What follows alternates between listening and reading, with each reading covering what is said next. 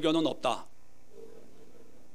옆에 있는 분들에게 이렇게 얘기해 주세요. 집사님, 권사님 아세요? 좋은 설교는 이 땅에 없습니다. 시작. 아니 풀로 하셔야죠. 옆에 있는 분 집사님은 집사님 아세요? 고개를 한번 끄덕 하세요. 아세요? 좋은 설교는 없습니다. 시작.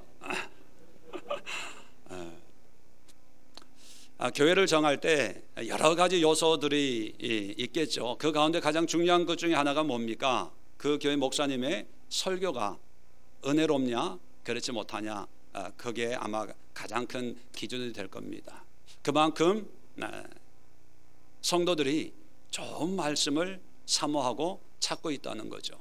그래서 그런지 기독교 방송 이런 데를 보면 24시간 좋은 목사님들의 설교가 계속 나오고 있죠. 그 설교를 통해서 은혜도 받고 감동도 받고 도전도 받고. 그래서 목사님들마다 고민이 뭐냐면 어떻게 하면 말씀을 잘 전할까, 이게 기도 제목이고 이게 어떤 목회의 큰 부분을 차지하고 있습니다. 그런데 우리가 한 번쯤 다시 한번 우리의 생각과 이런 모습들을 한번 되돌아볼 필요가 있습니다. 먼저 좋은 설교 또는 좋은 말씀이라는 게 뭐냐 하는 겁니다. 뭐가 좋은 말씀입니까? 어떤 설교가 좋은 설교일까요? 물론 여러 가지 기준이 있겠죠. 은혜로운 설교, 감동적인 설교. 그리고 또 요즘에는 어떤 설교가 좋은 설교냐면 짧은 설교.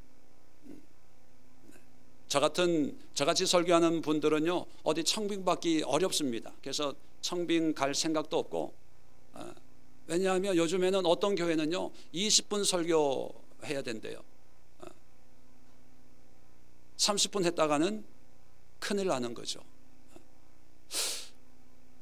여러 가지 좋은 말씀에 대한 기준이 여러 가지가 있는데, 그런데 이런 걸 다 보면서 마음이 짠한 게 뭐냐면, 좋다고 하는 말씀, 설교의 기준이 철저하게 사람 중심이라는 거예요.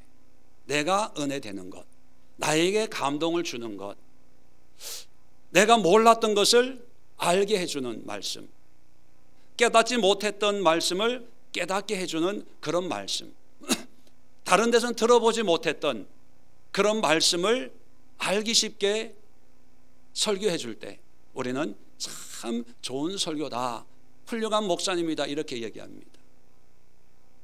과연 그것이 정말 좋은 설교일까요? 그리고 그것이 좋은 말씀일까요?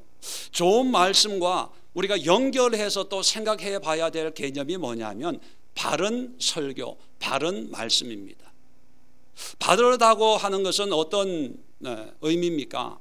사람의 환경이나 상황에는 상관하지 않고 성경적으로 하나님의 말씀을 말씀 그대로 사람들이 듣든 아니 듣든, 은혜가 되든 안 되든, 좋아하든 싫어하든 성경에 나와 있는 그 말씀을 그대로 전할 때 우리는 바른 설교다, 이렇게 이야기를 합니다. 그렇다면 오늘날 우리 자신들도, 여러분들도 좋은 설교를 원하십니까? 바른 설교를 원하십니까? 솔직하게 다른 교회 다니는 성도님 이야기를 제가 들었습니다. 그 성도님이 자기가 다니는 교회에 대해서 이렇게 얘기를 하시더라고요. 뭐라고 얘기하냐면, 참 우리 목사님은 참 설교를 잘하셔서 말씀이 좋은 분이래요. 그런데 헌금 설교를 많이 해서 은혜가 안 된대. 그 얘기를 들으면서 이 혼돈이 왔어요. 뭐가 은혜로운 말씀이고 무엇이 은혜가 안 되는 말씀일까? 헌금이 들어가면 은혜가 안 되고 헌금만 빼면 은혜가 되는 걸까? 왜 헌금 얘기가, 물론 얼마나 자주 하는지 그건 모르겠어요. 그냥 제가 전에 들은 그 마음으로 생각하면, 헌금이 들어가면 은혜가 안 되고 헌금 얘기를 안 하면 은혜가 되고 좋은 설교를 하는 걸까? 헷갈리기 시작을 했어요. 과연 우리에게 필요한 것이 좋은 말씀인가, 아니면 바른 말씀인가? 이런 고민은 비단 21세기를 살고 있는 오늘날 우리의 문제가 많이 아니라 오늘 성경에 보면 2000년 전에 초대교회에 바울이 목회하고 있던 그 시대에도 여전히 이 문제가 있었습니다. 로마서를 쭉 보면요, 1장부터 8장까지는 이방인들에 대한, 아니 모든 인간에 대한 하나님의 구원의 역사를 아주 자세하게 설명을 하고 있습니다. 그러다가 9장에 오면 이제 그 대상이 유대인들에게 집중하고 있어요. 9장, 10장, 11장 이 세 장을 걸쳐서 유대인들에게 주는 하나님의 구원의 역사를 이야기를 하면서, 자 오늘 본문 1절 한번 보십시다. 형제들아, 내 마음에 원하는 바와 하나님께 구하는 바, 뭡니까? 바울이 정말 원하는 것이 있다는 거죠. 그리고 하나님이 구하는 것, 하나님이 원하는 바가 있는데 그것이 뭐냐면 이스라엘을 위함인데 곧 그들로 구원을 받게 함이라. 이스라엘 백성들, 유대인들이 구원받는 것이 바울의 소망이고 하나님의 뜻이라는 거예요. 자, 우리는 왜 이런 얘기를 하고 있는지 너무나 잘 알고 있습니다. 그런데 이 얘기를 듣고 있는 2000년 전 유대인들이 들을 때는 이 말을 이해했을까요? 못했을까요? 못했어요. 왜요? 자기들은 이미 구원을 받았다고 생각하는 거예요. 선민이라고 생각하는 거예요. 율법을 지키고 절기를 지키고 안식일을 준수하고 11조를 드리고 철저하게 주님을 위해, 하나님을 위해서 사는데, 그래서 우리는 구원을 받았고 반대로 이방인들은 다 지옥 갈 사람이라고 여겼던 거예요. 그런데 바울이 볼 때, 자기 민족을 볼 때 구원이 없다는 거예요. 이게 얼마나 가슴이 아팠는지 9장에 보면 9장 1절 2절에 이렇게 기록하고 있습니다. 내가 그리스도 안에 참말을 하고 거짓말을 아니하노라. 뭐예요? 이게 진심이라는 게, 뭐가 진심이냐? 나에게 큰 근심이 있는 것과 마음에 그치지 않는 고통이 있는 것을 내 양심이 성령 안에서 나와 더불어 증언하노니. 자, 이 큰 근심, 마음의 고통, 말할 수 없는 괴로움이 있는데 이 괴로움의 실체가 뭐냐? 3절입니다. 나의 형제 곧 골육의 친척을 위하여 내 자신이 저주를 받아 그리스도에서 끊어질지라도 원하는 바로라. 뭐가 큰 고통이라고요? 같은 유대인들, 구원받지 못하는 이 유대인들만 생각하면은 괴롭다는 거예요. 아프다는, 큰 고통이 있다는 거예요. 왜 그럴까요? 본인들은 구원이 있다고 주장을 하지만 정작 보면 하나님이 구원이 필요한 전도 대상자들이라는 거예요.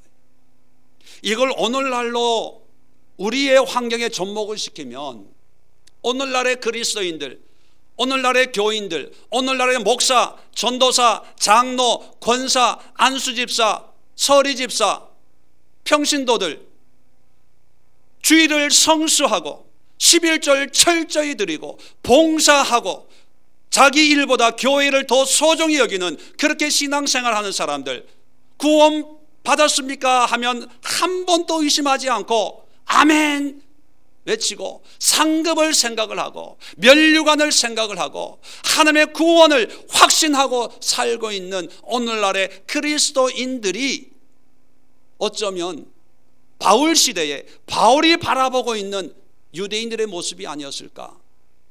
그죠? 그런데 정작 본인들의 입으로는 아멘을 외치고 구원을 외치고 상급을 외치고 면류관을 외치고 있지만 하나님은 이들이 전도 대상자들이다, 구원을 받기를 내가 원한다 하고 있다는 것입니다. 왜 그럴까요? 왜 이런 문제가 생겼을까요? 바울은 이어서 진단을 내립니다. 왜 유대인들이 이런 전도 대상자, 본인은 구원받았다고 하지만 하나님은 전도해야 된다, 복음을 전해야 된다, 이들도 구원을 받아야 된다라고 이런 지경에 놓인 이유를 하나로 진단을 합니다. 계속해서 보겠습니다. 2절에 내가 증언하노니, 그들이 유대인들을 얘기합니다. 하나님께 열심히 있으나 올바른 지식을 따른 것이 아니니라. 하나님의 의를 모르고 자기 의를 세우고 힘써 하나님의 의에 복종하지 아니하였느니라. 자, 여기 보면 2절에 열심을 내서 신앙생활을 했습니다. 유대인들의 열심은 타의 추종을 불허합니다. 지금도 그렇고요. 지금 또 뉴욕에 가면요, 유대인들 모여 사는 거기에 가면 토요일 날 걸어 다니고요, 유대인들 명절에 은행도 문 닫고 학교도 문 닫고 슈퍼마켓 백화점도 문을 닫아요. 우리 그리스도인들이 주일날 한번 문 닫는 거 이것까지 큰 소리 치는데 유대인들에 비하면 세 발의 피도 안 되는 거예요.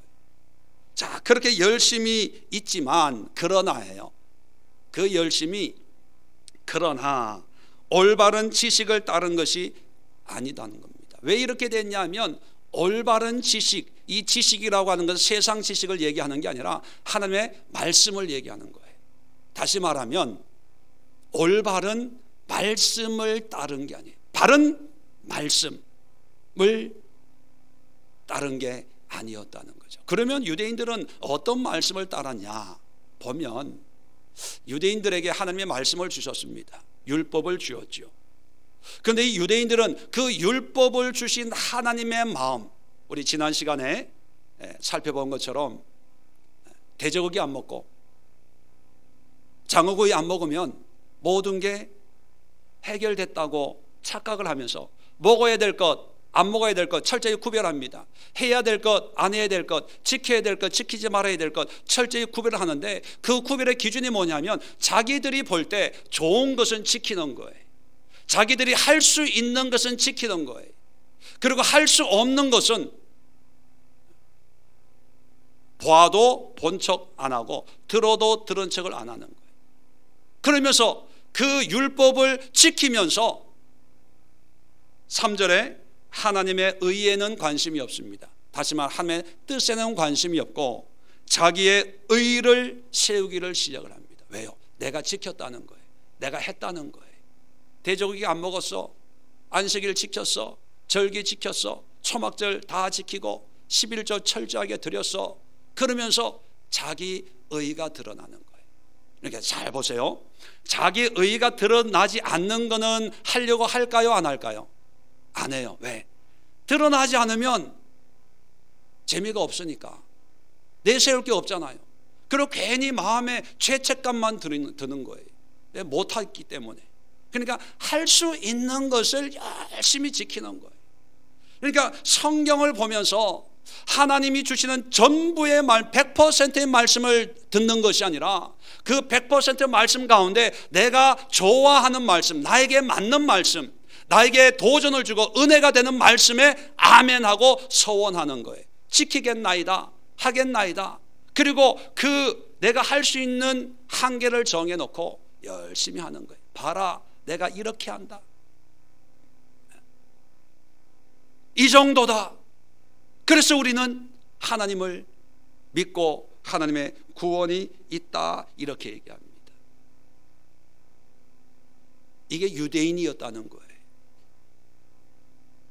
이런 모습을 보면 오늘날 좋은 말씀이라고 하는 그 정체가 의심스러워집니다. 여러분들에겐 좋은 말씀이 뭡니까? 다는 아니지만 일반적으로 보면 좋은 말씀은 나에게 유익이 되는 말씀, 나에게 위로가 되는 말씀, 나에게 뭔가 도전이 되고 또는 나에게 나의 신앙이나 나의 삶에 어떤 근거가 될 수 있는, 예수님이 십자가에서 모든 걸 자유케 하셨습니다. 그래서 우리가 할 수 있는 것은 아무것도 없습니다. 오직 믿는 것밖에 없습니다. 여기에 열광합니다. 자유해요. 너무나 시원하게 한마디로 해결해 주니까 너무나 복음이라는 것이 신이 나는 거예요. 좋은 말씀, 은혜로운 말씀. 과연 그럴까요? 그런 말씀을 자꾸 듣고 싶어 하는 거예요. 그런 말씀을 찾아다니는 거예요. 그러다 보면 오늘 유대인들에게 주시던 이 말씀처럼 열심을 냅니다. 교회가 멀어도요, 찾아가요. 2시간, 3시간이 걸려도 그 목사님, 그 교회에서 예배 들어야 되는 것 같고, 거기서 예배 그 말씀이 아니면 너무 싱거워, 귀에 안 들어오는 거예요. 그러니까 길을 쓰고 찾아가는 거죠. 그리고 그렇게 할 형편이 안 되는 분들은 이곳저곳 다니면서 내가 좋아하는 말씀을 찾아다니는, 좋은 말씀을 찾아다니는 거예요. 은혜로운 말씀을 찾아다니는 거예요. 정말 감동적인 그런 말씀을 찾아다니는 거예요. 그런데 그 모든 기준이 누굽니까? 말씀이 아니라 자기예요, 자기. 그래서 와서 은혜가 안 된대, 감동이 안 온대, 별로래. 그러면서 떠돌이 생활을 해요. 떠돌이 생활. 그러면서 기도합니다. 하나님, 은혜로운 목사님을 만나게 하옵소서. 감동적인 그런 영성을 가지고 있는 목사님을 만나게 하옵소서. 그런데요, 그 기도는 뭐냐 하면요, 말은 은혜, 감동, 영성이지만 한마디로 합쳐가면 뭡니까? 나에게 맞는 교회를 달라는 게, 내 마음에 맞는 거, 내 신앙에 맞는 목사님을 만나게 해달라는 거예요. 그런데 자기는 쏙 빼고 좋은 말씀, 은혜로운, 감동적인, 왜요? 그런 교회를 만나면 열심히 하겠다는 거죠. 그런데 문제는 열심히 해요. 그런데 그 열심이 온전한 열심이 아니라는 겁니다. 기준이 다르면 그 모든 열심은 물거품이 되고 맙니다. 우리 옛날에 그런 말이 있죠. 어디로, 서울로 가다가 어디로 빠져요? 삼천포로 빠진다. 요즘은 삼천포가 없어졌더라고요. 그 목표를 위해서 열심히 애를 썼지만 결국은 목적지가 잘못되면 모든 게 수포로 돌아가는 거예요. 유대인들도 얼마나 열심히 신앙생활 했습니까? 유대인들의 열심 타의 추정을 불허해요. 그런데 지금은 어떤 지경에 이르렀습니까? 구원이 없어요. 하나님과 상관없는 그런 삶으로 전락하고 말았습니다. 왜 그렇습니까? 바른 설교를, 바른 말씀을 추구하지 않고 좋은 말씀으로 만족했기 때문에. 바른 말씀은 나에게 좋든 안 좋든 상관없이 말씀이 말씀으로 선포되는 거예요. 내가 지금 아파 죽겠는데 누군가 한마디 위로가 필요할 때 말씀은요, 위로가 아니라 심판이 될 수도 있어요. 오히려 더 상처를 줄 수도 있어요. 우리에게 축복을 약속하는 게 아니라 우리에게 어쩌면 더 저주를 약속할 수 있는 그런 말씀일 수 있어요. 내 마음에 비수처럼 꽂히는 그런 메시지일 수 있습니다. 나는 지금 힘들지만 그렇다고 해서 그게 나쁜 게 아니에요. 목사님, 위로 좀 해주세요. 잘한다고 격려 좀 해주세요. 예, 할 수 있어요. 왜? 사람들이 원하는 게 분명하잖아. 요즘 시대에 다 위로가 필요해요.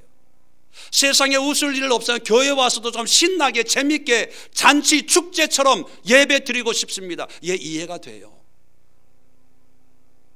그런데 그것만이 복음은 아니거든요. 좋은 말씀을 연구하기 위해서 얼마나 애를 씁니까? 그런데 바른 말씀을 위해서 사람들이 듣기 싫어하는데도 그 말씀을 선포해야 돼요.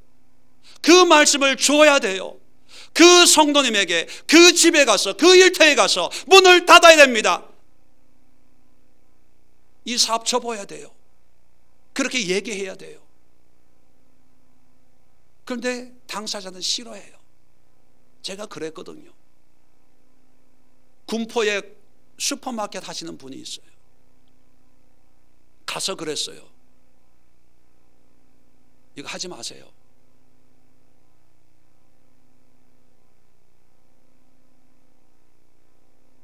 가게를 접고 새로 시작하세요. 새롭게.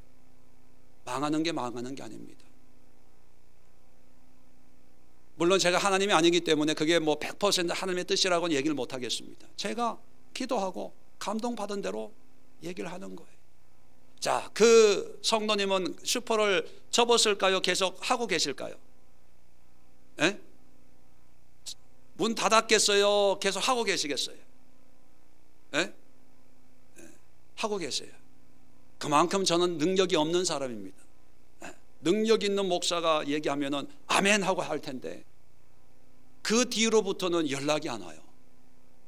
물론 우리 교회 성도님은 아니고 사람들이 원하는 게 다 이렇게 느껴져요. 그런데 그것만이 하나님의 말씀이 아니거든요. 자, 보세요. 계속해서 4절에 그리스도는 모든 믿는 자에게 의를 이루기 위하여 율법의 마침이 되시니라. 자, 이게 무슨 뜻이냐면 이제 예수님이 등장을 합니다.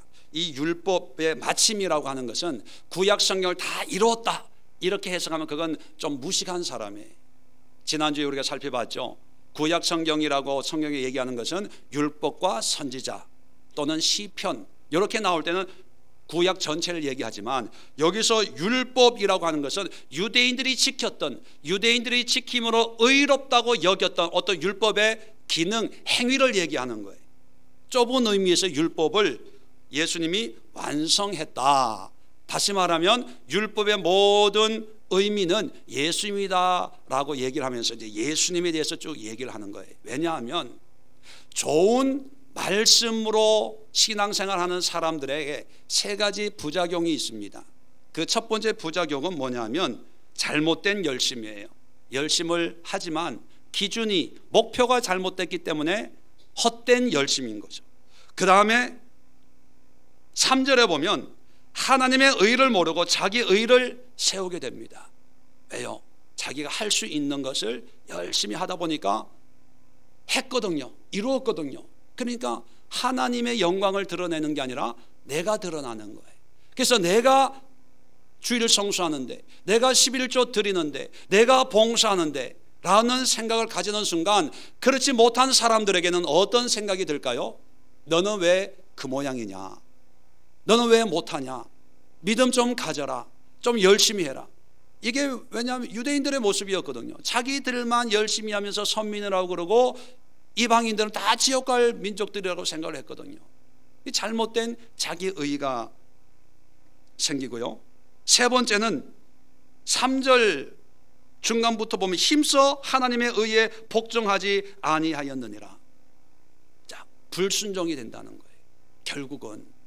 그런데 더 마음 아픈 게 뭐냐면 이 유대인들이 자기들이 신앙생활 열심히 하고 안식일을 지키고 그 절기를 지키는 이런 행위를 하면서 내가 하나님의 뜻에 불순종하고 있다는 것을 알았을까요? 몰랐을까요? 모르니까 열심히 했죠.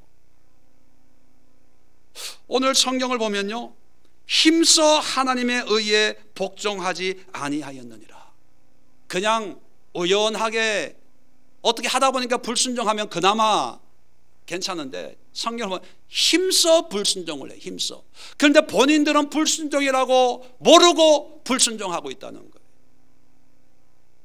이 모습을 보면서 오늘날 그리스도인들의 모습과 자꾸 오버랩되는 이유는 연관성이 있는 건 아닐까요? 오늘날의 그리스도인들도, 저도 그런지 모릅니다. 우리들도 이런 오류에 빠져 있는 줄 몰라요. 진짜인 줄 알고 신앙생활을 열심히 하는데 결국은 그게 열심히 불순종하는 길이에요. 불순종.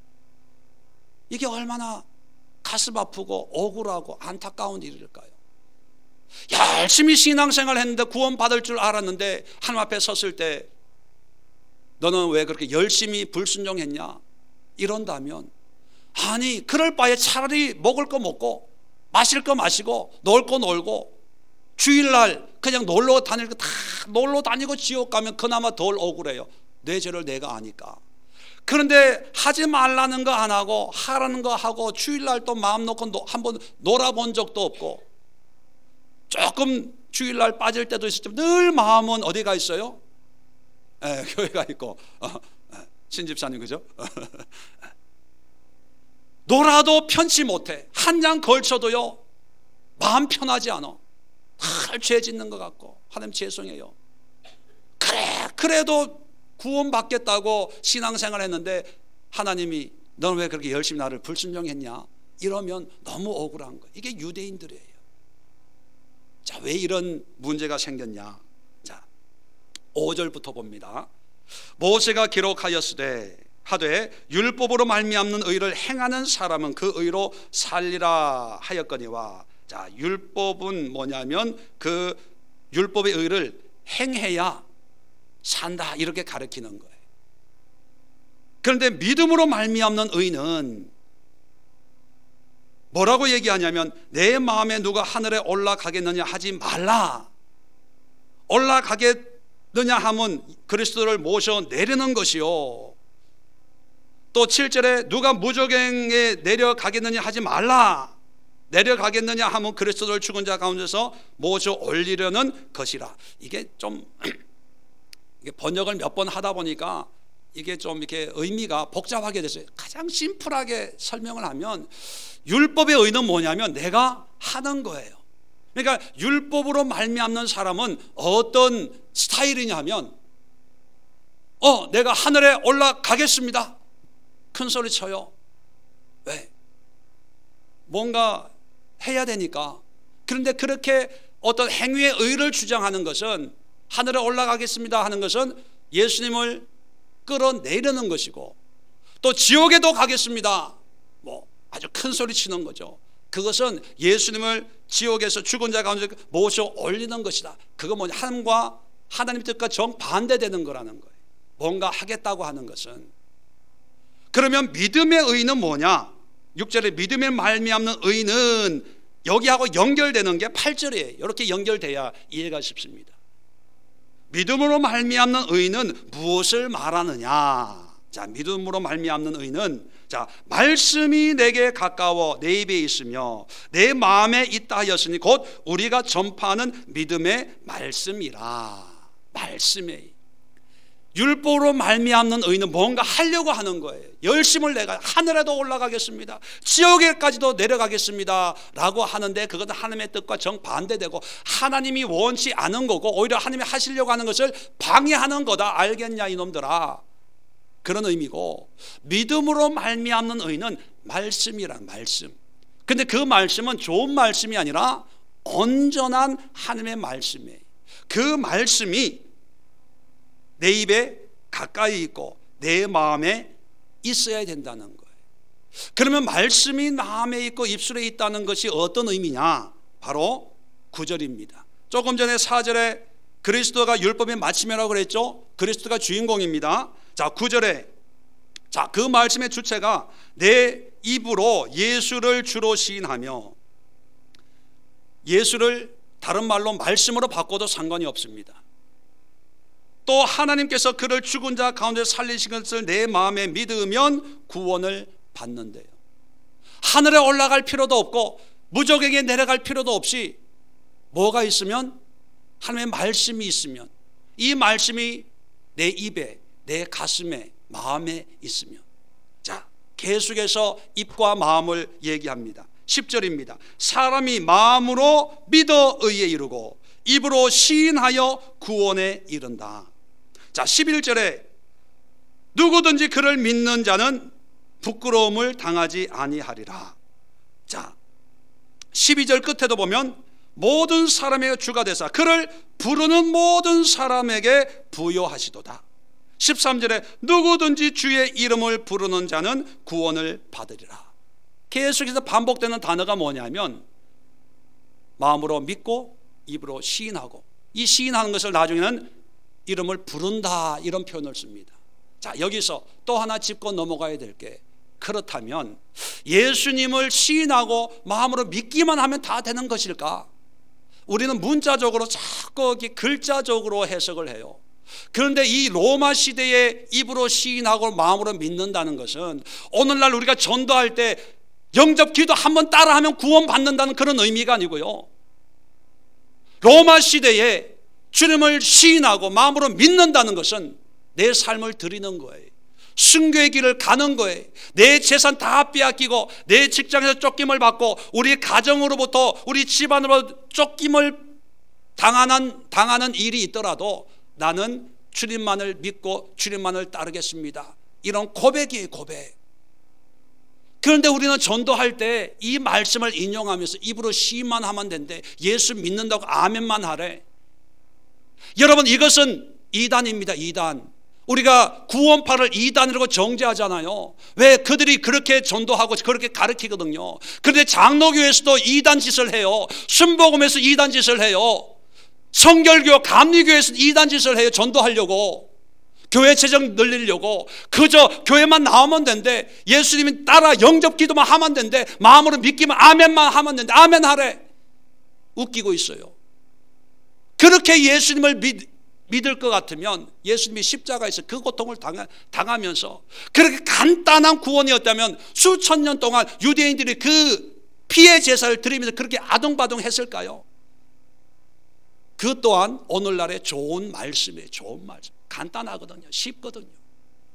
입으로 시인한다는 것, 마음으로 믿는다는 그렇게 가벼운 게 아닙니다.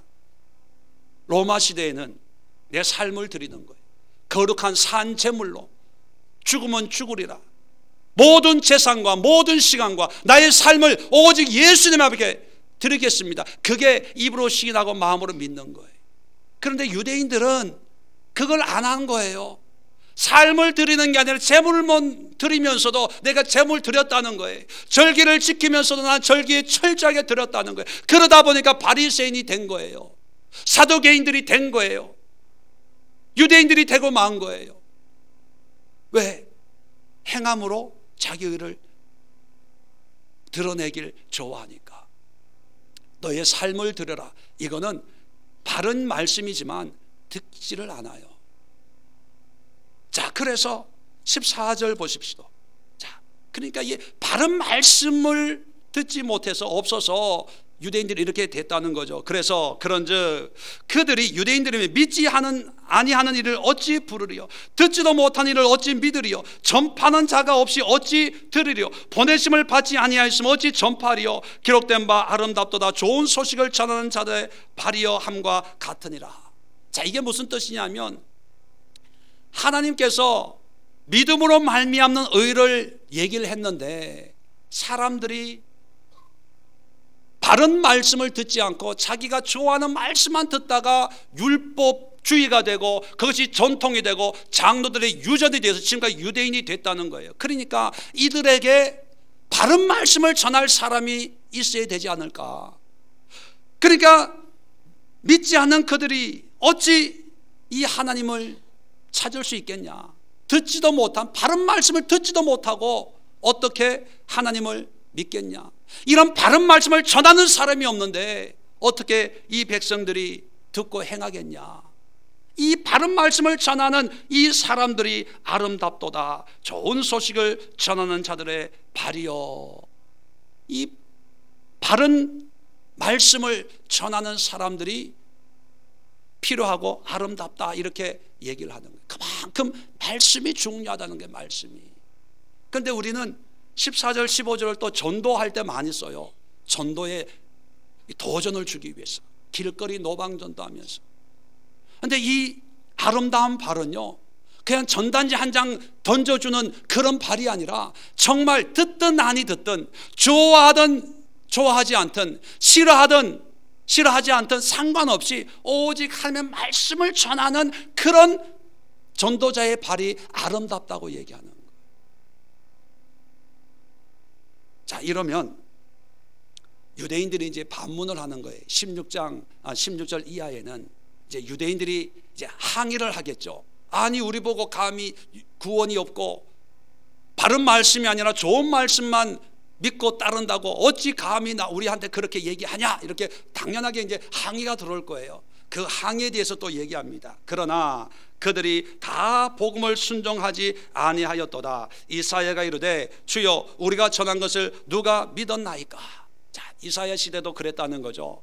바른 말씀을 전하는데 이 사람들이 안 믿어요. 안 믿어. 안 따라와요. 들으려고 하지도 않아요. 이렇게 했다는 거예요. 안전한 게 아니라 이런 복음을 전하는 아름다운 발이 한 사람도 없어서 유대인들이 이렇게 망한 것이 아니라 하나님이 많이 보내줬는데 이들이 안 듣고 안 믿어서 이렇게 됐다는 거예요. 자, 그러므로 17절 보세요. 믿음은 들음에서 나며 들음은 그리스도의 말씀으로 말미암느니라. 이렇게 들어야 된다는 거예요. 어떤 분이 그래요. 어떤 목사님을 만나서 어떤 교회에 갔는지 자기가 그런 걸 느꼈다는 거예요. 뭐냐면 이런 내용은 한 번도 들어본 적이 없다는 거죠. 우리 교회에서는 그분이 섬기는 교회죠. 그분이 섬기는 교회 목사님은 이런 걸 안 가르쳐 줬다는 거예요. 성경에 이런 게 있냐고. 곰곰이 생각해 보면 안 가르쳐 준 거일 수도 있고요. 또 하나는 가르쳐 줬는데 안 들은 거예요. 또 분명히 가르쳤는데 거기 없었던 거예요. 자기가 모르는 것을 합리화시키는 거죠. 저도 설교를 하지만요, 될 수 있으면 설교 본문, 설교 안 한 부분을 설교하려고 해요. 왜냐하면 설교 안 한 부분도 많잖아요. 그러니까 한 번 설교를 안 들으면 거의 평생을 그 본문 설교 또 들을 기회가 없어요. 근데 저는 다 설교하고 가르치거든요. 그런데 가뭄에 콩나듯이 오시는 분들은 그거 설교 듣고 나중에 다른 얘기하면 우리 목사님 이런 거 안 가르쳤대, 이런 거 얘기 안 했대, 이런 설교 안 했다는 거예요.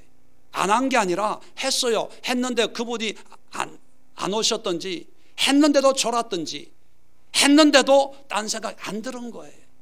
그러니까 믿음이란 뭐냐면 좋은 설교를 들어야 믿음이 생기는 게 아니라 하나님의 말씀을 들어야 되는 거. 말씀을, 그 말씀이 바로 그리스도 예수의 말씀으로 말미암는, 예수 그리스도에 대한 말씀이란 뭡니까? 좋은 말씀, 안 좋은 말씀, 나에게 은혜가 되는 말씀, 시험이 되는 말씀, 가릴 것 없이 그리스도의 말씀이라면 그 모든 말씀을 우리가 다 들어야 돼요.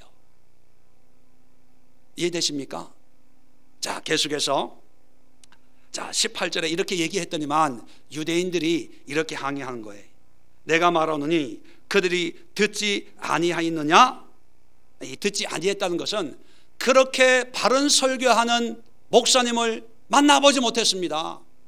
내가 다닌 교회 목사님 다 이렇게 설교했던데, 이렇게 이제 항의하는 사람이 있다는 거예요. 자, 그런 사람들에게 이렇게 얘기합니다. 웃기는 소리 하지 마라. 이 말씀은 없습니다. 행간에 있어요. 그렇지 아니하니 그 소리가 온 땅에 퍼졌고 그 말씀이 온 땅에 이르렀더라. 웃기지 마라. 그 바른 말씀이 매일매일 인터넷에 CTS, CBS에서 선포되고 매일매일 선포되고 온 땅에 그 말씀이 충만하게 매일매일 말씀이 있는데 못 들었다고? 웃기지 마라. 그거예요. 자, 19절에 보니까 또 항의합니다. 유대인들이 이스라엘이 알지 못하였냐? 뭡니까? 이 뜻은 전 몰랐는데요, 좋은 말씀, 바른 말씀 구별해서 들어야 된다고, 이런 거 누구도 가르쳐주는 사람이 없어서 몰라서 그렇게 못 살았지요. 이렇게 이제 반문하는 사람이 있다면 이 또한 웃기지 말라는 거예요. 핑계대지 말라는 거예요. 자, 모세도 얘기했다는 거예요. 내가 백성 아닌 자로서 너희를 시기하게 하며 미련한 백성으로서 너희를 노엽게 하리라. 너희를 노엽게 한다는 것은 유대인들을 얘기하는 거죠. 그러니까 너희들이 제대로 신앙생활 안 하면 백성 아닌 자로서 이방인들을 통해서 너희를 시기하게 하겠다. 다시 말하면 더 축복해 주겠다는 거예요. 이방인들을. 그러니까 제대로 바르게 신앙생활해라, 이렇게 모세가 이미 얘기를 했다는 거죠. 또 20절에 이사야는 한술 더 떠가지고 내가 나를 찾지 아니한 자들에게서 찾은 바 되고 내게 묻지 아니한 자들에게 나타났노라. 이게 뭡니까? 너희들이 제대로 신앙생활 안 하니까 나하고 상관없는, 내가 찾지도 않은 이방인들에게 내가 그들에게 나를 계시해 주고 나를 나타내서 그들을 내가 구원할 거야. 너희들은 버리고. 이렇게 이미 얘기를 했다는 거예요. 제대로 신앙생활 하라고. 자, 21절 보세요. 이스라엘에 대하여 이르되 순종하지 아니하고 거슬러 말하는 백성에게 내가 종일 내 손을 벌렸노라. 뭡니까? 순종 안 하는 이 이스라엘 백성들을 향해서 하나님이 돌아오라고, 깨달으라고 온종일 손을 벌리고 기다리고 있었다는 거예요. 그러면 안 돼. 그렇게 신앙생활하면 안 돼. 꽃감 빼먹듯이 네가 좋아하는 말씀만 아멘 아멘 하고 조금 헌금 설교한다고 시험당하고 좀 마음에 안 드는 설교한다고 시험당하고 그러면 안 돼. 빨리 회개하고 돌아와라 하면서 수백 년을 손을 벌리고 있었다는 거예요. 그런데 이 백성들이 돌아왔다는 거예요? 안 돌아왔다는 거예요? 안 돌아오고 지금 또 자기 좋은 말씀에 아멘하고 자기 좋아하는 말씀에 열심히 신앙생활하는 거예요. 그러니까 결론은 뭡니까? 열심을 내지 말라는 거예요. 왜요? 그건 잘못된 길이에요.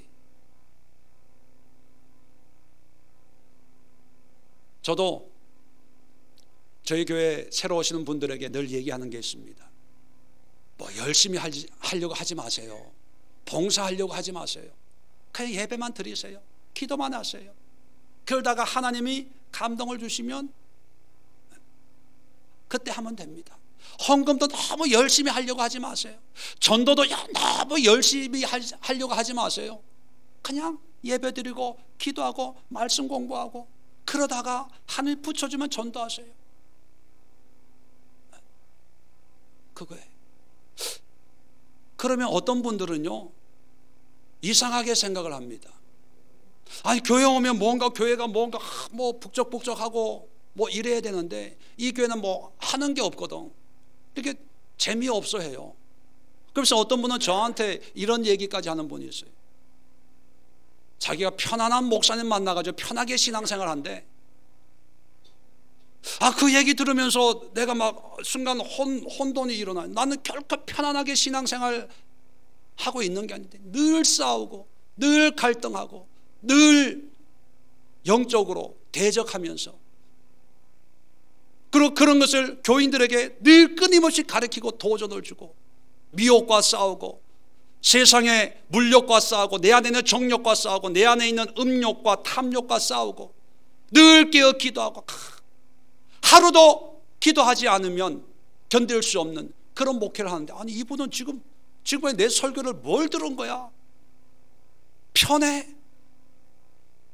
이분의 생각은 뭐냐 하면 뭔가 행사를 하고 일하고 북적북적 뭐 이렇게 친구하고 놀러 다니고 뭐 수련회도 여름에 수련회도 가고 가을에 뭐 단풍도 가고 뭐 이래야 된다고 생각. 그런 교회만 다니는 거예요. 그러니까 뭐 안 한다고 하니까 이게 불편해 죽겠는 거예요. 뭔가 해야 좀 신이 나는데 신앙생활 하는 맛이 나고 교회 오는 맛이 나는데 교회 봐봐야 그냥 기도하고 말씀 공부하고 예배 드리고 예배도 설교도 짧으면 얼마나 좋아요. 1시간이 1시간 1시간 넘을 때가 거의 많죠. 뭐.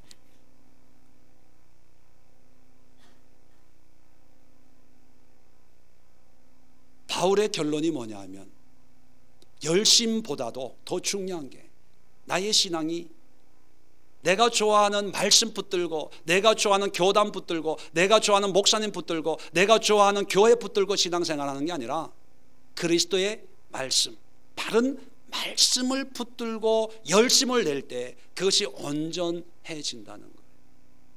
그래서 여러분 결론적으로 말씀을 드리면 오늘날 우리의 신앙의 화두가 뭐가 되어야 되냐 하면 좋은 말씀이 아니라 바른 말씀을 찾아야 됩니다. 좋은 말씀은 너무 많아요. 서점에 가보세요. 이제는 기독교의 설교에 관한 그런 책이 너무 많아서 뭐가 좋은 책인지 고를 수 없을 정도로 많아요. 그리고 요즘에 극동방송이나 뭐 이게 기독교 방송 보면 너무 좋은 설교들이 너무나 많아요.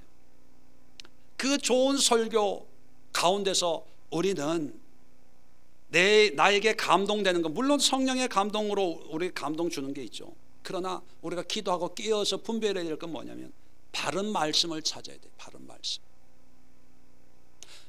그런데 이게 쉬운 일일까요? 어려운 일일까요? 쉽지가 않아요. 저도 바른 말씀을 설교한다고 하지만 저도 모르게 내가 좋아하는 설교를 할 수밖에 없죠. 사람이니까. 여러분도 힘들고 어려울 때 나에게 위안과 위로를 주는 좋은 말씀에 도전이 되고 위로가 되고 힘이 되는 거죠. 그건 사람이니까 어쩔 수 없어요. 그런데 중요한 것은 바른 말씀을 놓쳐서는 안 된다는 거예요. 그러면 어떻게 하면 바른 말씀을 붙잡고 놓치지 않을 수 있을까? 두 가지만 말씀을 드립니다. 아주 중요한 거니까요. 우리끼리만 알아야 돼요. 이 비밀이 새어나가면 안 되는 거예요. 다른 교회에. 우리끼리만 알고 절대로 다른 교회 성도님들에게 얘기하지면 안 됩니다. 우리끼리 비밀인데 첫 번째는요, 말씀을 연구해야 돼요. 말씀으로 돌아가서 말씀을 알아야 분별이 되죠. 그런데 우리 신앙생활의 모습 가운데 어떤 게 있냐 하면 우리 교회 목사님 말씀 듣고 우리 교회에서 신앙생활 하면 되지, 목사님 말씀에 순종하면 되지, 뭐 다른 교회 목사님 설교대로 방송 듣고 뭐 책을 보고 해. 우리 목사님 하라는 대로 하면 되고, 우리 목사님이 가르치는 대로, 우리 목사님 설교가 하나님의 말씀이니까 그러면 되지며, 이렇게 생각하는 분들이 있어요. 언뜻 보면 참 은혜롭고 신앙생활 잘하는 것 같은데 이제는 그런 시대가 아니에요. 여러분, 2000년 전에도 유대인들을 향해서 뭐라고 얘기합니까? 바울이 바른 말씀으로 돌아가라, 그렇게 얘기하고 있잖아요. 결론이 바른 말씀을 전하는 자의 아름다운 발이요, 그렇게 얘기하고 있잖아요. 그런데 지금부터 500년 전 종교개혁했던 마르틴 루터도 슬로건이 뭡니까? 성경으로 돌아가자요. 성경으로. 그래서 종교개혁자가 제일 먼저 한 게 뭐냐면 라틴어로 된 성경을 영어로, 프랑스어로, 독일어로 번역하는 것이. 성경을 좀 읽어봐라. 그런 게 어딨냐, 이 성경에. 다 사기친 거다. 제사장들이, 신부들이, 교황이 다 사기친 거니까 성경을 제대로 한번 읽어보고 분별해라, 그거였거든요. 500년이 지난 지금 또 사람들이 너무 말씀의 홍수 속에 살고 있습니다. 여러분, 홍수가 나면 제일 귀한 게 뭔지 아세요? 마실 물이 없는 거예요. 말씀의 홍수 속에 정말 바른 말씀이 없어요. 자, 그래서 우리 시대는 성경을 읽어라는, 성경으로 돌아가자는 슬로건을 뛰어넘어서 성경을 연구해야 됩니다. 상고해야 돼요. 묵상해야 돼요. 500년 전에는 교인들의 수준이 오늘날처럼 높지가 않았어요. 글자도 모르는 사람들이 많았거든요. 그리고 성경을 연구할 수 있는 그런 자료들이 전무한 상황이었기 때문에 성경만 읽어도 하나님의 역사를 알았어요. 그런데 오늘날은요, 평신도들의 수준이 목사보다 훨씬 나아요. 사실은 여러분들이 저보다 훨씬 뛰어난 그런 지성과 안목과 어떤 성품과 이런 그릇이 있어요. 그냥 어떻게 하다가 신학교 끌려가가지고 어떻게 하다 이 조직에 몸을 담아서 도망가지도 못하고 이러고 있는데, 제 설교 듣고 신앙생활 여러분들이 정말 대단한 거야. 내가 볼 때는 여러분들이 가지고 있는 그 지식을 가지고 성경을 공부를 하면, 오늘날 성경 공부에 대한 도구들이 얼마나 많습니까?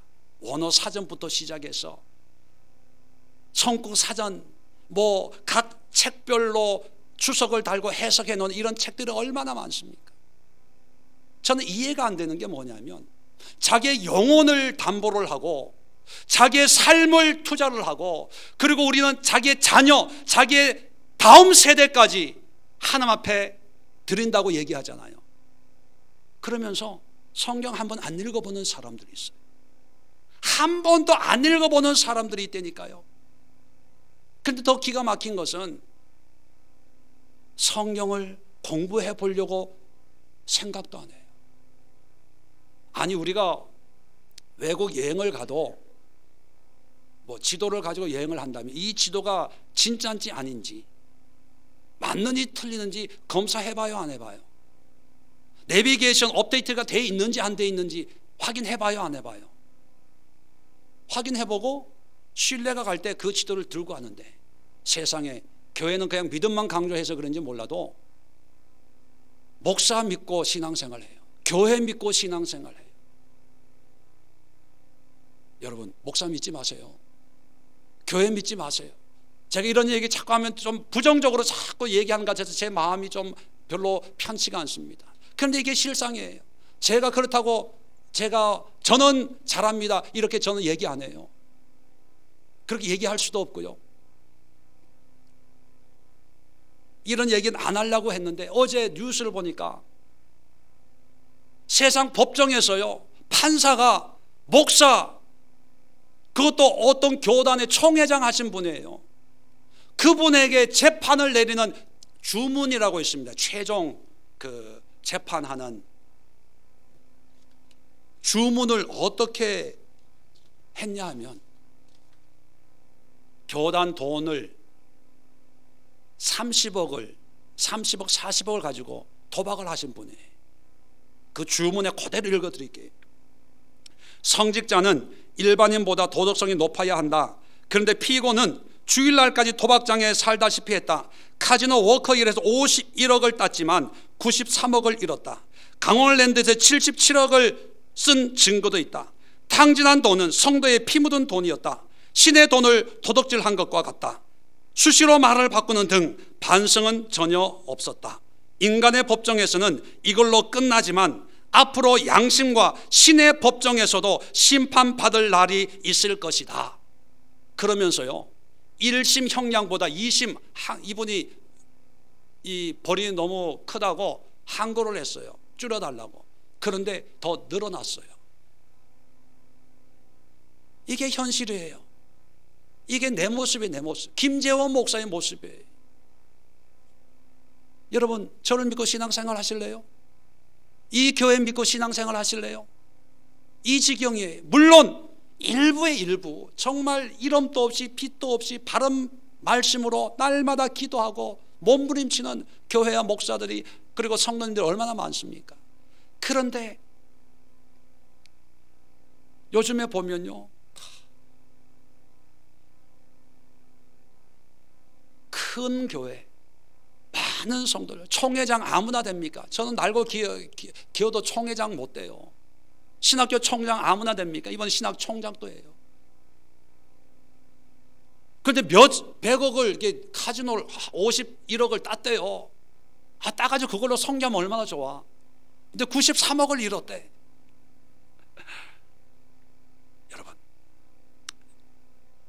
여러분이 깨어 있어야 됩니다. 불신하라는 게 아닙니다.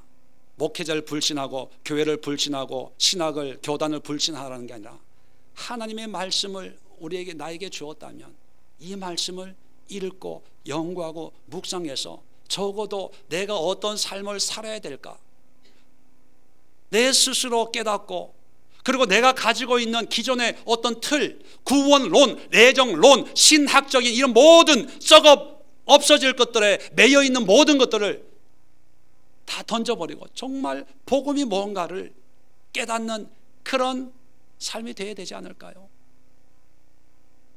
공부하세요. 대학교 4년 가기 위해서도 아이들은 요즘에는 초등학교부터 공부하더라고요. 천국을 가기 위해서 여러분, 그냥 여러분의 영혼을 교회만 맡겨두지 마세요. 담임 목사에게만 맡겨두지 마세요. 이 세상에 어떤 목사도 교인의 영혼을 책임질 수 있는 목사는 없어요. 우리 목사님 말씀대로만 순종하면 다 사기꾼입니다. 가짜예요. 우리끼리 얘기지만. 두 번째는요, 이게 중요한 건데, 좋은 말씀과 바른 말씀을 비교할 수 있는, 분별할 수 있는 방법은, 유대인들은 좋은 말씀을 통해서 결국 하나님의 의보다는 자기의 의를 드러냈다, 이렇게 진단을 내렸습니다. 이 반대가 되면 돼요. 말씀을 들을 때 내 의가 아니라 하나님의 의가 드러나는 그런 말씀은 100% 바른 말씀이에요. 유대인들은 율법을 통해서 자기가 율법을 지키면 의인이라고 생각을 하는 거예요. 그래서 자기가 드러난 거죠. 근데 복음은 뭡니까? 여러분, 복음은 죄인인 우리가 예수 믿고 의인이 되는 겁니까? 우리가 의인이 되는 거예요? 아니에요. 착각하지 마세요. 우리는 죽었다 깨어나도 의인이 될 수가 없어요. 그러면 예수의 십자가의 보혈의 의미는 뭐냐? 죄인인데 의인처럼 여겨주는 거예요. 예수님이 대신 대가를 지불해서 우리는 여전히 사기꾼이에요.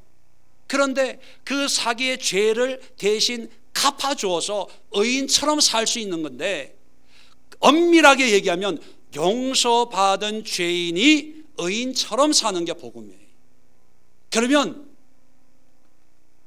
근본적으로는 여전히 죄인입니다.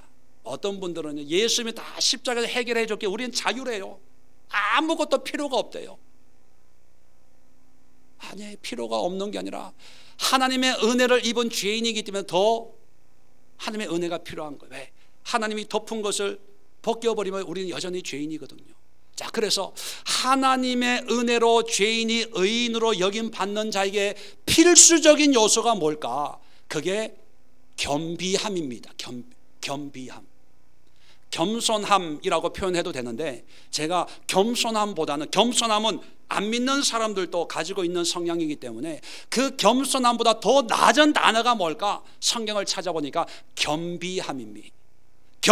겸손할 때 비는요, 비천하다, 낮아졌다. 이 겸비함을 성경을 찾아보면 영어로 humble이라고 번역을 해놨더라고요. humble.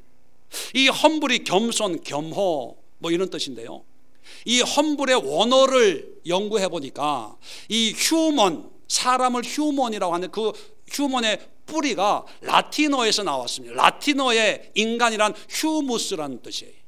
이 라틴어에서 이 어미 변화를 통해서 호모가 나온 거예요. 호모 사피엔스, 그런 얘기 들어보셨어요? 생각하는 인간. 인간을 얘기할 때, 학명을 얘기할 때 항상 호모가 들어가요. 이 호모는 게이, 동성애 이런 의미가 아니라 라틴어의 인간이라는 뜻이, 인간, 생각하는 인간, 호모 에렉투스, 직립하는 인간. 이 호모 휴무스, 이 단어가 어떤 의미, 원어적인 의미냐면 먼지 티끌이라는 뜻입니다. 인간이란 티끌이라는 거예요. 티끌. 그러니까 험불, 인간으로 다시 돌아간다는 것은 나의 모습으로 돌아가는 게 아니고 하나님이 창조 전에 인간의 재료로 삼았던 먼지처럼 낮아지는 거예요. 먼지로 돌아가는 거예요. 그러니까 하나님의 어떤 말씀을 듣든지 간에 그 말씀 앞에서 우리는 먼지가 되는 거예요. 티끌이 되어지는 거예요. 예, 그렇습니다. 하나님의 말씀은 이거였습니다. 예수님의 뜻은 이거였습니다. 율법의 의미는 이거였습니다. 나는 아무것도 아닌 죄인입니다. 나를 불쌍히 여겨 주옵소서. 낮아지겠습니다. 이게 바른 말씀의 열매예요. 그렇지 않고 어떤 말씀을 통해서 그래, 이거였구나, 그럼 이렇게 살면 되겠네, 감사하네, 굉장하네, 이제 이렇게, 그래, 떳떳해, 자신감 있어, 할 수 있어. 이건 다 좋은 말씀이에요. 그렇게 하면 쭉 간다면 유대인 받게 되지 않습니다. 여러분, 그리고 더 중요한 게 있어요. 비천의 삶을 살면 하나님은 항상 은혜를 베푸세요. 하나님 앞에 먼지처럼 다 낮아지면 항상 우리가 어떤 죄를 졌든지, 어떤 모습에 있든지, 어떤 환경 속에 있든지 하나님은 항상 긍휼을 베풀어요. 자, 그 증거를 내가 성경에서 시간이 되면 다 찾아보겠지만 시간이 없어서, 자, 열왕기상 21장 29절에 누가 나오냐? 아합 왕이 나옵니다. 여러분, 아합 왕 아시죠? 이세벨 통해서 이스라엘의 가장 악한 왕 중에 대표적인 왕이 아합이에요. 아합. 이 아합이 나봇의 포도원까지도 강제로 빼앗아서 자기 것으로 삼았던 적이 있어요. 자, 그랬는데 이런 악한 아합이 엘리야의 경고를 듣고 회개합니다. 그럴 때 하나님이 이렇게 말씀하십니다. 아합이 내 앞에 겸비함, 히브리 말로 카나란 말입니다. 겸비함을 내가 보았느냐? 그가 내 앞에서 겸비함으로 내가 재앙을 저의 시대에 내리지 아니하고 그의 아들의 시대야 그의 집에 재앙을 내리리라 하셨더라. 아합도 겸비했더니만 하나님이 넘어가세요. 자, 그 다음에 르호보암 아시죠? 솔로몬의 아들. 이 르호보암이 악하기 때문에 나라가 남북으로 갈라졌거든요. 자, 역대하 12장 12절에 르호보암이 스스로 겸비하여 카나하여 유다의 선한 일도 하였으므로 여호와께서 노를 돌이키사 다 멸하지 아니하셨더라. 겸비했더니만 은혜를 베푸세요. 여러분, 히스기야 아시죠? 히스기야도 참 좋은 왕이었지만 질병의 고침을 받고 교만해졌던 때가 있었어요. 자, 그랬을 때 역대하 32장 26절에 히스기야가 마음의 교만함을 뉘우친다. 원어는 카나에 겸비했더니만 예루살렘 주민들도 그와 같이 하였으므로 여호와의 진노가 히스기야의 생전에는 그들에게 내리지 아니하니라. 히스기야도 겸비했더니만 진노가 물러가요. 자, 히스기야의 아들이 누구냐? 므낫세 왕입니다. 이 므낫세는요, 유다의 왕 중에 가장 최고로 악한 왕이에요. 자기 아들을 제물로 산재로 태워서 우상 앞에 제사 지내는 왕이에요. 근데 이 므낫세도 나중에 역대하 33장 12절 13절에 그가 환난을 당하여, 그는 므낫세를 얘기합니다. 그의 하나님 여호와의 강과 그의 조상들의 하나님 앞에 크게 겸손하여, 카나입니다. 카나. 기도하였으므로 하나님이 그의 기도를 받으시며 그의 간구를 들으사 그가 예루살렘에 돌아와서 다시 왕위에 앉게 하심으로 므낫세가 그제서야 여호와께서 하나님이신 줄을 알았더라. 자기 아들을 우상의 제물로 불태운 므낫세도 카나, 겸비했더니만 용서해줘요. 자, 유다의 마지막 왕이 시드기야입니다. 자, 이 시드기야에 대해서 36장, 역대하 36장 11절 12절에 시드기야가 왕에 오를 때의 나이가 21세라 예루살렘에서 11년 동안 다스리며 그의 하나님 여호와 앞에 악을 행하고 선지자 예레미야가 하나님의 말씀으로 일러도 그 앞에서 겸손하지 아니하였으며, 겸손하지 아니했다, 카나하지 아니했어요. 그 결과가 시드기야는 유다의 마지막 왕이에요. 그 얘기는 뭡니까? 멸망당했다는 거예요. 두 눈을 뽑히고 쇠사슬에 묶여서 바벨론까지 끌려갔어요. 뭐 안에서 겸비하지 아니했어요. 만약에 카나했다면 아마 다음 대에 아마 하나님의 심판을 겪게 되었을 수도 있었다는 거예요. 카나, 여러분, 겸비라는 뜻인데요, 카나라는 말이 또 하나 알려드릴까요? 여러분, 가나안, 적과 꿀이 얻은 가나안, 가나안 할 때 카나안 그 뜻이 뭔지 아세요?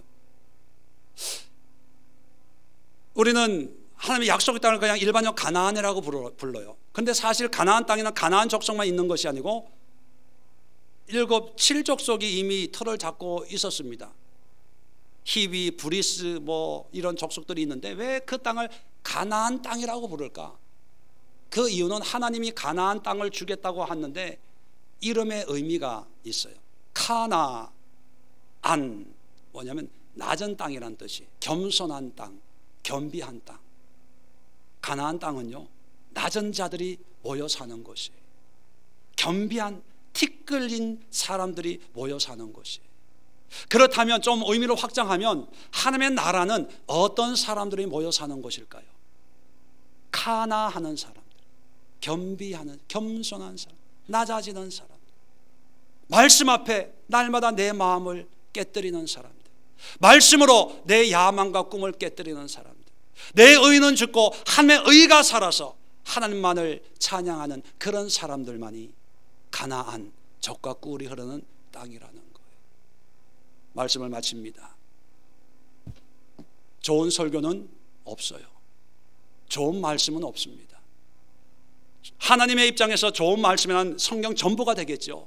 그런데 우리 입장에서 좋은 설교는 없어요. 그런 설교 찾아다니지 마세요. 우리가 찾아야 될 말씀은 바른 말씀입니다. 비록 내 귀에는 듣기 싫고 나에게는 기분 좋게 하지 않는 그런 말씀일지라도 그 말씀을 붙잡을 때 내가 낮아지는 거예요. 반대로 오늘날의 좋은 말씀을 자꾸 듣다 보면 교만해져요. 자만해져요. 사람들을 가르치려고 해요. 얘기하려고 해요. 자꾸 한 번 들었더니만, 이 목사님 설교 들었더니만 이렇대. 그건 카나한 게 아니에요. 말씀을 들으면 들을수록 낮아지는 거예요. 겸손해지는 거예요. 섬기는 거예요. 베푸는 거예요. 나누는 거예요. 주님 앞에 드리는 거예요. 물질도 드리고 시간도 드리고 나중에 드릴 것이 없어서 내 삶을 산 제물로 온전히 드릴 때 그것이 하나님이 기뻐하시는 우리 신앙의 모습이라는 사실을 여러분 결코 잊지 마시고, 오늘이 그 마지막을 살아가는 하루라는 그런 각오를 가지고 하나님의 말씀 앞에 겸비한 삶을 사는 우리 모두가 될 수 있기를 주의 이름으로 축원을 드립니다. 기도하겠습니다.